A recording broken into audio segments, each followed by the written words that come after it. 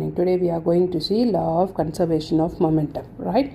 Car 1 with a mass of 1500 kg, velocity 20 meter per second is hitting another car of mass 1000 kg, velocity 25 meter per second, right? This is 1, this is 2. So what is happening after hitting or after collision? They become a single object. So it is an inelastic collision.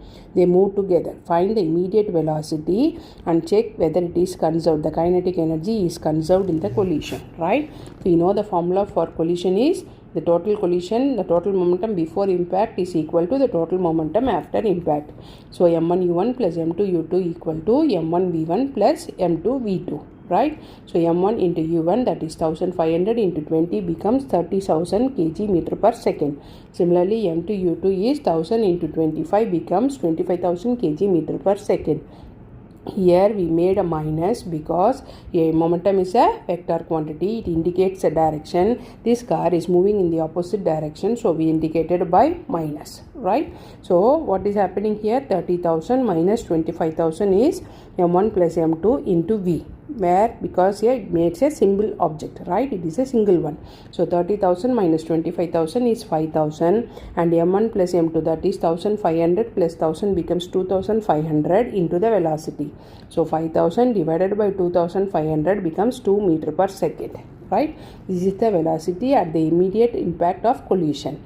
Now we have to find the kinetic energy. Kinetic energy of before the collision we will calculate first, right? We know the formula for kinetic energy is half m1 v1 square.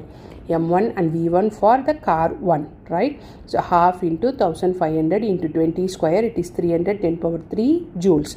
Now for the second car is half into m2 v2 square, half into 1000 into 25 square. So it is 312.5 10 power 3 joules, right?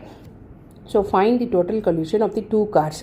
So 1 plus 2, right? 300 plus 312 becomes 612 500 joules. Now we have to find the kinetic energy after the collision. So half into m1 plus m2 into v. Why we made m1 m2? Because it is a single unit. So half into 2500 into 2 square. So 2 is the new velocity you have calculated. So it is 5000 joules.